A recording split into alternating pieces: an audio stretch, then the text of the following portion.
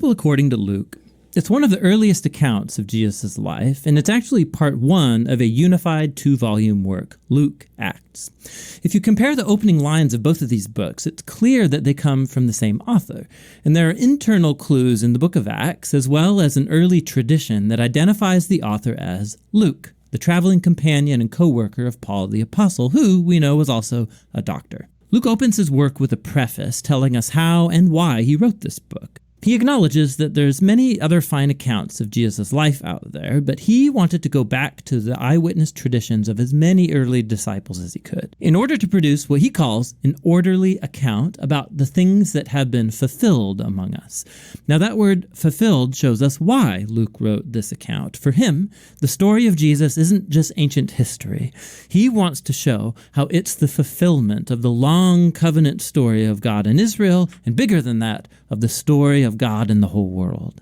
The book's design is fairly clear. There's a long introduction that sets up the stories of John the Baptist and Jesus. Then in chapters 3 to 9, Luke presents a robust portrait of Jesus and his mission in his home region of Galilee. After that, the large midsection of the book is Jesus' long journey to Jerusalem, which leads to the story's climax, Jesus' final week in Jerusalem leading up to his death and resurrection, which then leads on into the book of Acts. In this video, we're just going to focus on the first half of Luke's gospel. The extended introduction tells in parallel the birth stories of John the Baptist and Jesus. So you have this elderly priestly couple, Zechariah and Elizabeth, and then this young unmarried woman, Mary and Joseph. They both receive an unlikely divine promise that they're going to have a son. Both promises are fulfilled then, as John and then Jesus are born, and both parents sing poems of celebration. Now these poetic songs, they're filled with echoes from the Old Testament, Psalms and prophets, showing how these children will fulfill God's ancient promises. But these poems also preview each child's role in the story to follow. So John is the prophetic messenger promised in the Torah and the prophets who's going to prepare Israel to meet their God. And Jesus, he's the messianic king promised to David, who's going to bring God's reign over Israel and God's blessing to the nations, just like he promised to Abraham. After this, Mary brings Jesus to the Jerusalem temple for his dedication, and two elderly prophets, Anna and Simeon, they see Jesus and they recognize who he is. And Simeon sings his own song, a poem inspired by the prophet Isaiah. He says, "This child is God's salvation for Israel, and he will become a light to the nations." So with all of this anticipation, the story moves forward into the next main section, where Luke presents Jesus and his mission. He sets the stage with John's renewal movement at the Jordan River, where he's calling a new, repentant, recommitted Israel into existence through baptism. He's preparing for the arrival of God's kingdom. And then Jesus appears as the leader of this new Israel, and he's marked out by the Spirit and the voice of God from heaven. He is the beloved Son of God. After this, Luke follows with the genealogy, and it traces Jesus' origins back to David, then back to Abraham, and then all the way back to Adam from the book of Genesis. Luke's claiming here that Jesus is the messianic king of Israel who will bring God's blessing, but not only to Israel, the family of Abraham. He is here for all the sons of Adam, for all humanity. After this, Luke has strategically placed the story of Jesus going to his hometown Nazareth, where he launches his public mission. At a synagogue gathering, Jesus stands up and he reads from the scroll of Isaiah, saying, "The Spirit of the Lord is upon me, to preach good news to the poor and freedom for the prisoners, new sight for the blind and freedom for the oppressed." Now, along with the other Gospels, Jesus is presented here. He's the Messianic King bringing the good news of God's kingdom. But what Luke uniquely highlights are the social implications of Jesus' mission. So he brings freedom. The Greek word is aphesis. It literally means release, and it refers to the ancient Jewish practice of the year of Jubilee described in Leviticus 25. It's when all Israelite slaves were released, when people's debts were canceled, when land that was sold is returned back to families. It's all a symbolic reenactment of God's liberating justice and mercy. And then Jesus says that this good news of release is specifically for the poor. Now, in the Old Testament, the poor, or in Hebrew, ani, it's a much broader category than just people who don't have very much money. It refers also to people of low social status in their culture, like people with disabilities or women and children and the elderly. It also can include social outsiders, like people of other ethnic groups, or people whose poor life choices have placed them outside acceptable religious circles. And Jesus says that God's kingdom is especially good news for these people. So after this, Luke immediately puts in front of us a large block of stories, showing us what Jesus' good news for the poor looks like. It involves the healing of a bedridden sick woman, or a man who has a skin disease, or someone who's paralyzed. There are stories here also about Jesus welcoming into his community a tax collector, like Levi, who's not financially poor, but he is a social outsider. There's a story about Jesus forgiving a prostitute. Luke showing us how Jesus' kingdom brought restoration and reversal of people's whole life circumstances. He's expanding the circle of people who get invited in to discover the healing power of God's kingdom. And as Jesus' mission attracts a large following, he does something even more provocative. He forms these people into a new Israel by appointing over them the 12 disciples as leaders corresponding to the 12 tribes of Israel. And then Jesus teaches his manifesto of an upside-down kingdom, or as Luke calls it, the sermon given on the plain. He says God's love for the outsider and the poor means that his kingdom brings a reversal of all of our value systems. He is here to form a new alternative people of God who are going to respond to Jesus' invitation by practicing radical generosity, by serving the poor, people who are going to lead by serving and live by peacemaking and forgiveness, people who are deeply pious but who reject religious hypocrisy. Now, Jesus' radical kingdom vision, his claim to divine authority, it starts to generate resistance and controversy, especially from Israel's religious leaders. His outreach to questionable people, it's a threat to their religious traditions and their sense of social stability. And so they start accusing Jesus of blaspheming God, of being a drunk and mixing with sinners. And so this section culminates in a new revelation of Jesus' mission to his disciples. He says that, yes, he is the Messianic king, and that he's going to assert his reign over Israel by dying in Jerusalem, by becoming the suffering servant king of Isaiah 53, who dies for the sins of Israel. And then this shocking idea, it gets explored in the next story as Jesus goes up a mountain with 3 of his disciples, and he's suddenly transformed in front of them. They're enveloped in this cloud of God's presence, who announces, "This is my chosen son." And then Moses and Elijah are there, the 2 other prophets who encountered God's presence and voice on a mountain. And Luke tells us that they're talking together about Jesus' exodus that he was about to fulfill in Jerusalem. Now, that Greek word exodus, it's a clear reference to the Exodus story. Luke is portraying Jesus here as a new Moses who will lead his newly formed Israel into freedom and release from the tyranny of sin and evil in all of its forms, personal, spiritual, and social. And that's going to lead us into the second half of the book. Gospel according to 네, 이제 1장, 2장 문제를 같이 살펴보도록 하겠습니다. 1장에서는 세례 요한의 출생, 그리고 예수님의 탄생에 대한 고지, 그리고 또 요한이 출생했을 때 사람들이 다 기대하고 기쁨에 찼던 그런 모습을 볼 수가 있습니다. 누가복음의 기록의 목적은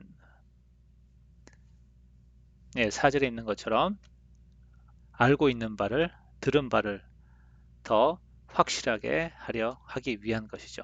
모쪼록 누가복음 성경 공부를 하면서 복음이 무엇인지 더 확실하게 정리가 되는 그런 은혜가 있기를 원합니다.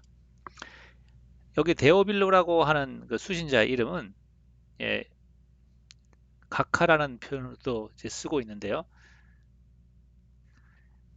사실 하나님을 사랑하는 자라는 뜻이고, 그 이름은 이 인물이 실제로 인물인지 가상의 인물인지는 사실 분명하지가 않습니다. 세례 요한은 사가랴, 그리고 엘리사벳 제사장이죠. 사가랴. 특별히 6절, 7절을 보면 이 2 사람은 하나님 앞에 의인이었는데 그들에게는 자식이 없고 나이가 많았다는 표현.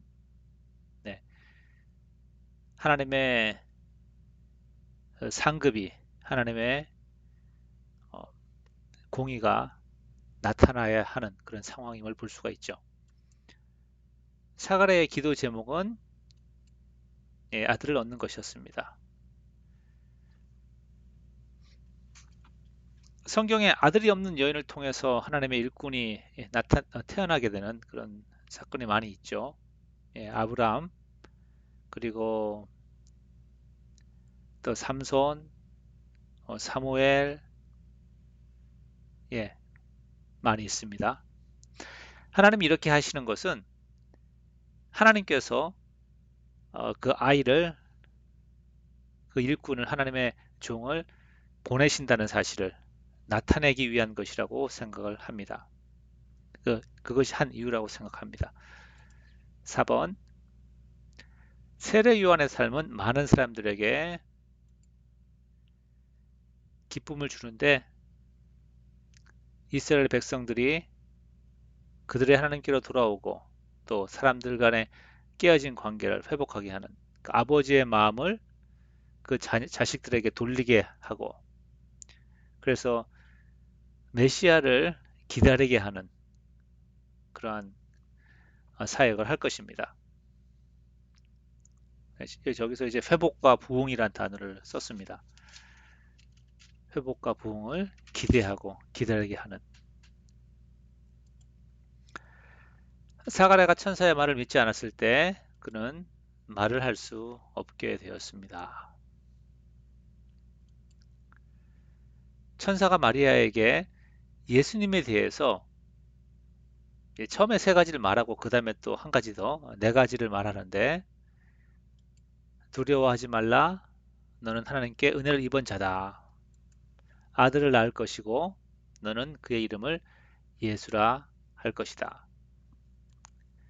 그는 다윗의 위에 보좌에 앉을 것이고 그의 나라는 영원할 것이다. 이때 마리아가 어떻게 나에게 이런 일이 일어나겠습니까? 라고 하니까 하나님의 능력으로 아이가 태어날 것이고 그래서 하나님의 아들이라 불릴 것이다. 이렇게 말하죠. 그래서 마리아가 이 얘기를 들었을 때 어떻게 이런 일이 일어나겠습니까? 라고 했는데 보면 사가랴도 사실은 늙은 나이에 아들을 얻겠다는 그런 천사의 말을 믿지 못했고 마리아도 아이가 태어날 것이라고 하는 그런 천사의 말을 처음에는 이해할 수 없었습니다. 물론 이제 뭐 그렇게 비교할 수 있는지 모르겠지만 늦은 나이에 아이가 태어나는 것, 아브라함의 경우에도 있었죠. 그런데 이제 마리아는 처녀의 몸에서 아이가 태어나는 것이기 때문에 굳이 말한다면 조금 더 어려운 것이 아니겠나 싶습니다. 마리아가 엘리사벳을 방문했을 때 세례 요한이 엄마 엘리사벳의 뱃속에서부터 성령의 충만함으로 뛰었다고 말하고 있습니다. 마리아의 찬양의 이유는 무엇입니까? 자, 누가복음 1장에 보면 천사가 나타나서 사가랴에게 얘기를 했는데 사가랴가 믿지 못해서 사가랴가 벙어리가 됐죠. 그래서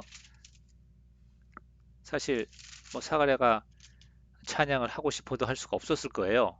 그런데 천사가 그 다음에 이제 마리아에게 나타나서 예수님의 탄생을 얘기하니까 이제 마리아가 엘리사벳을 방문하고 확인을 하죠. 확증을 한 다음에 그래서 마리아가 찬양을 합니다. 그러니까 예수님이 태어나기 전에 찬양을 하는데 그 내용은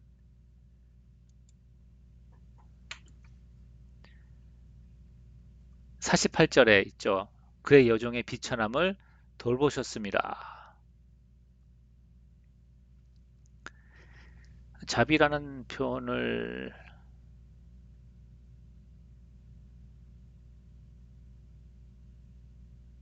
긍휼하심이란 표현 50절에 있고요. 그리고 예, 54절에 또 긍휼히 여기시고 그 비천한 마리아를 돌아보사 위대한 일을 하셨기 때문입니다.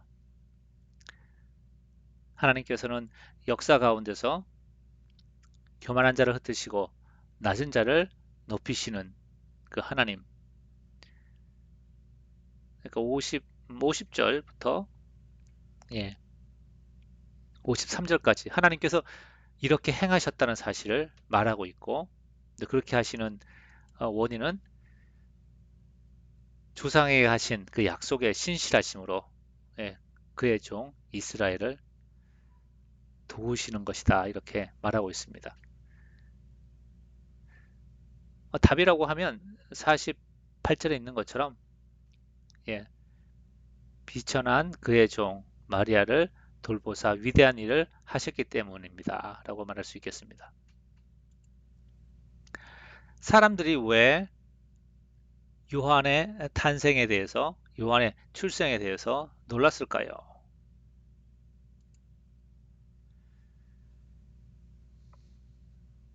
늙은 나이에 아이를 출산하는 것, 그리고 또 어, 말을 못하다가 또 요한이라고 이름한 후에 또 요한은 천사가 알려준 이름이죠. 네, 친족 중에 그런 이름이 없다고 하니까 이런 상황들을 보면서 사람들은 아, 하나님께서 지금 무엇인가 하시는구나 하는 그러한 놀라움을 그래서 놀라게 되는 것이죠. 11번 문제. 사가랴의 찬양은 두 부분으로 나눌 수 있습니다. 하나님의 구원하심에 대한 노래 68절부터 75절까지 그리고 요한이 무엇을 할 것인가 이 아이 요한이 무엇을 할 것인가가 그 다음이죠. 76절부터 79절까지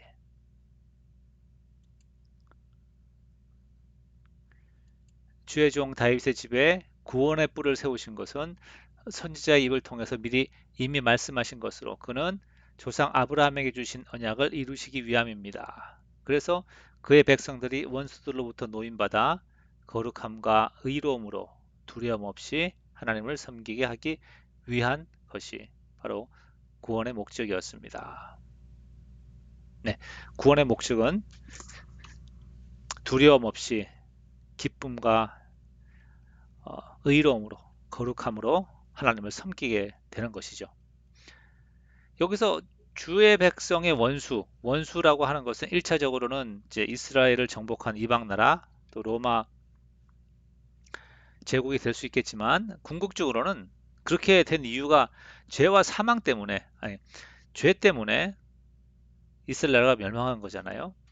그래서 궁극적인 원수는 사실은 죄와 사망이 될 것입니다. 그래서 십자가의 보혈로 죄에서 씻음 받아야 다시는 흩어지지 아니하고 다시는 어, 예, 그러한 이방 나라의 침략 없이 그리고 하나님께 두려움 없이 나아갈 수가 있는 것이죠. 죄 씻음을 받음으로 인해서. 그래서 그렇게 나아갈 수 있는 의로움을 얻게 된다는 것입니다.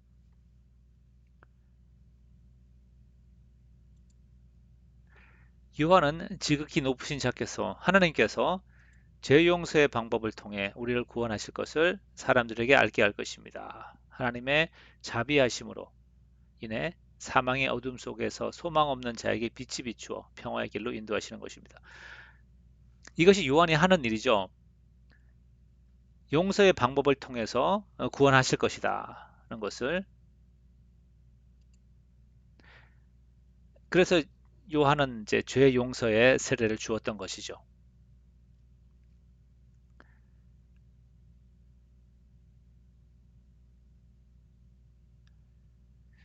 그러니까 구약 시대에는 제사를 지냈죠.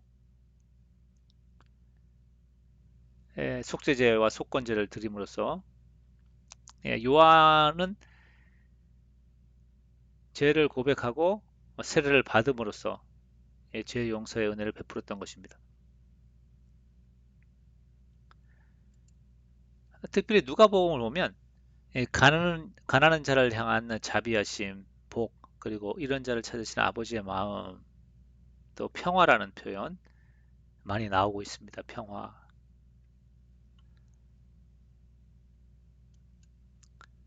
2장 예수님의 탄생.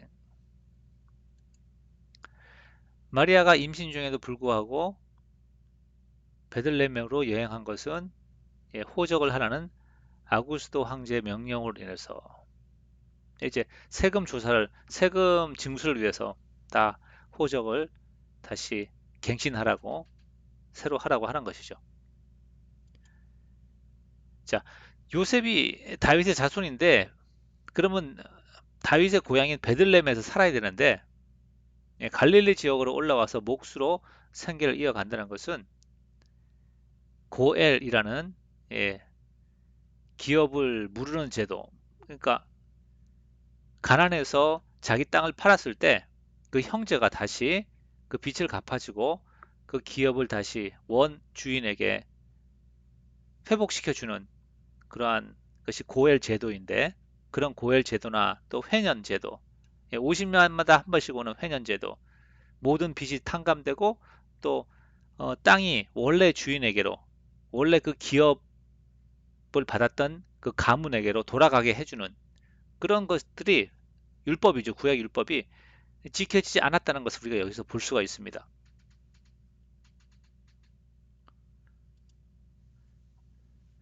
천사가 목자들에게 전한 메시지의 두 가지 요점은 너희의 구주가 오늘날 다윗의 동네에 나셨다.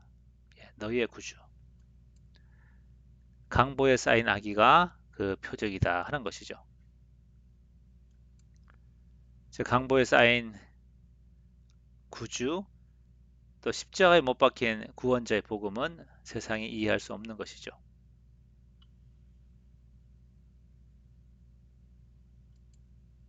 천사들의 노래는 우리 늘 이렇게 크리스마스 때 성탄절 때 부르는 암송하는 구절이죠. 높은 곳에서는 하나님께 영광이요 땅에서는 기뻐하심을 입은 자들에게 평화로다. 하나님께서 오래전에 아브라함에게 말씀하시고 또 다윗에게 언약하셨던 그러한 구원의 완성, 하나님 나라의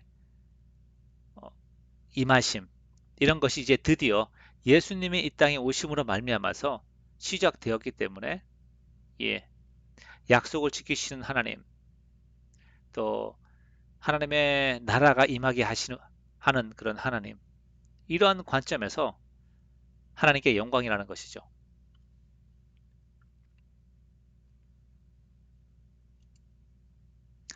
아기 예수를 성전으로 데리고 갔을 때 거기서 이스라엘 구원자의 탄생을 기뻐하는 두 사람 시므온과 안나였습니다.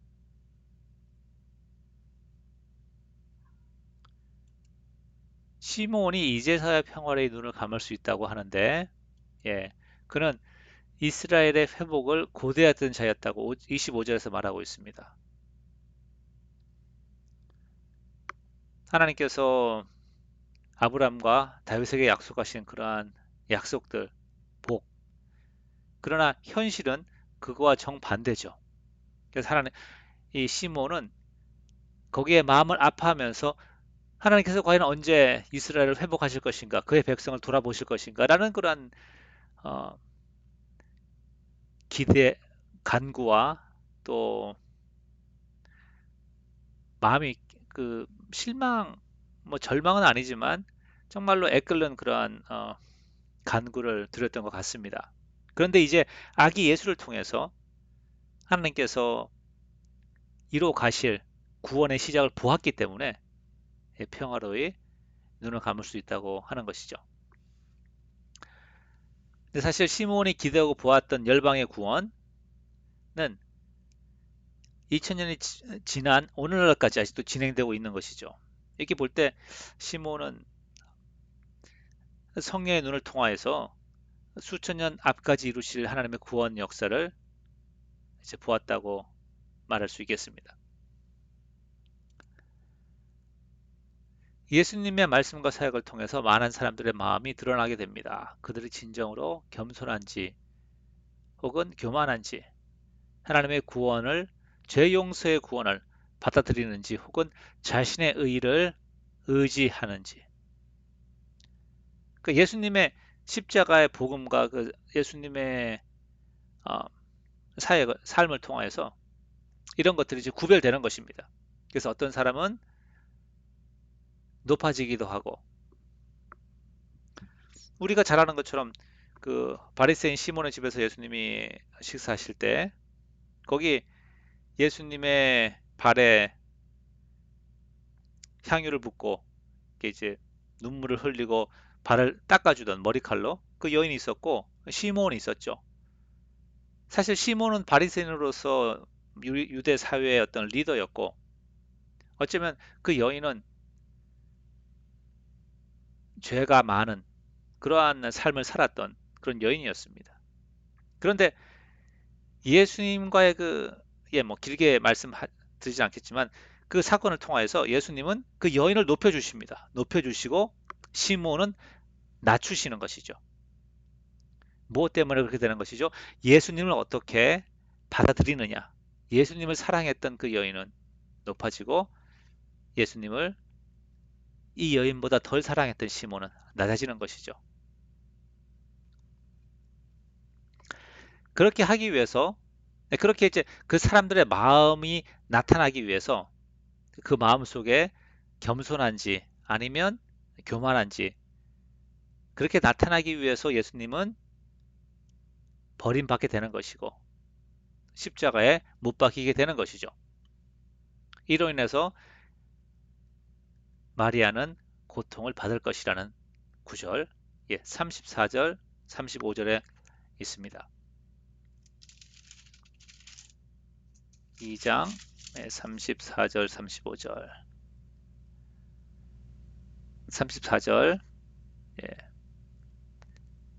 시몬이 그들에게 축복하고 그의 어머니 마리아에게 말하여 이르되 보라, 이는 이스라엘 중 많은 사람을 패하거나 흥하게 하며 비방을 받는 표적, 사인이 되기 위하여 세움을 받았고.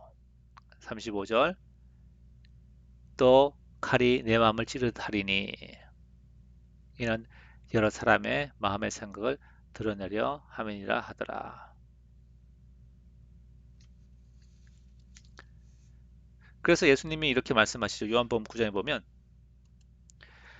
내가 온 것은 눈먼 자를 보게 하고 본다고 생각하는 자들을 눈멀게 하기 위해서 오셨다. 이렇게 말하고 있습니다.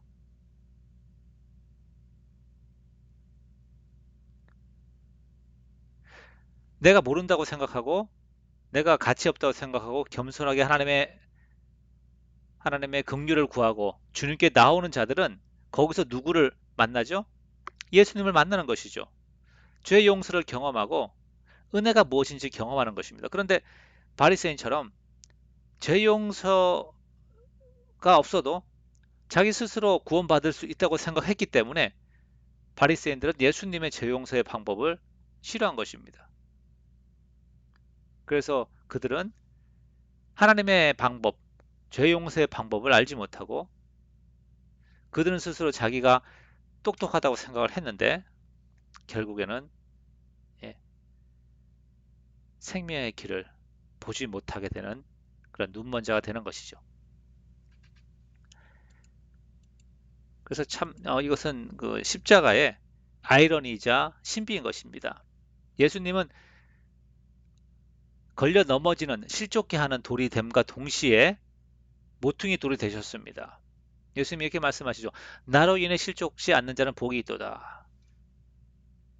유대인은 이적을 구하고 헬라인은 지혜를 구하나 우리는 십자가에 못 박힌 그리스도를 전하니 유대인에게는 거리끼는 것이요 헬라인에게는 미련한 것이로되 헬라인이나 유대인이나 부르심을 입은 자에게는 그리스도는 하나님의 능력이요 하나님의 지혜니라. 예. 헬라인이 지혜를 구하고 유대인은 능력을 구하지만 능력을 구하지만 그리스도가 바로 하나님의 능력이고 하나님의 지혜라는 사실을 고린도전서에서 말하고 있죠. 또 1장에 보면 누가복음 1장에서는 그 세례 요한의 탄생이 어찌 보면 많은 사람들에게 기쁨을 가져오고 또 부모도 즐거워하는 것을 볼 수가 있습니다. 그런데 2장에 와서는 예수님의 탄생에 대하여서 조금은 고난의 삶, 십자가의 그림자가 드리우는 것을 볼 수가 있습니다. 안나는 예수님이 어떤 일을 할 것이라고 말했습니까? 38절에 보니까 예루살렘의 속량을 바라는 모든 사람에게 그에 대하여 말하니라. 예루살렘의 속량, 예루살렘의 구속을 바라는 모든 자에게 이제는 메시아가 왔다고 말하였다라고 38절에 말하고 있죠. 예. 예수님이 부모와 떨어져 있다가 성전에서 발견되었을 때 이렇게 말하죠. 내가 내 아버지 집에 있어야 할 줄을 모르셨습니까? 조금은 예, 마음에 상처가 되었을 말 같아요. 마리아가 들으면 50절에 이렇게 말하죠. 그 부모가 그가 하신 말씀을 깨닫지 못하더라. 왜 이런 말을 하는지 아마 예수님은 이때부터 12살 되셨을 때 이제 신학자들은 얘기합니다. 예수님의 메시아 의식이 언제 생겨셨을까? 그죠? 갓난 아기 때는 사실은 뭐 자아 의식 자체가 없으니까 모르셨을 거 아니에요. 그죠? 그러면 이제 이때쯤이 아닐까라고도 생각을 하는 것이죠. 그러면서 세상의 부모와 결국 육신적 부모와 궁극적인 하나님, 아버지의 그 관계에 대해서 이제 12살 되던 해 이 사건이 예수님이 이제 고민하셨던 거기서 이제 어, 마리아 부모가 예수님의 사역에 대해서 이제는 좀 잘 이해하지 못하고 배워가야 하는 그런 단계, 그러니까 지금이라고 보는 거죠. 뭐 말이 좀 횡설수설을 합니다만은 그 요한복음 2장에서 보면 예수님이 그 포도주가 떨어졌을 때 여자여 나와 무슨 상관이 있나이까 내 때가 아직 이르지 못하였느니라 이렇게 말씀을 하시죠. 예. 그런 걸 보면서 어, 예수님의 십자가의 사역은 마리아도 요셉도 이해할 수 없었던 어쩌면 외로운 길이었고 또 한편으로는 이제 그 십자가의 길에 하나님께서 동행하시는 것이죠. 네, 오늘은 여기까지입니다. 감사합니다.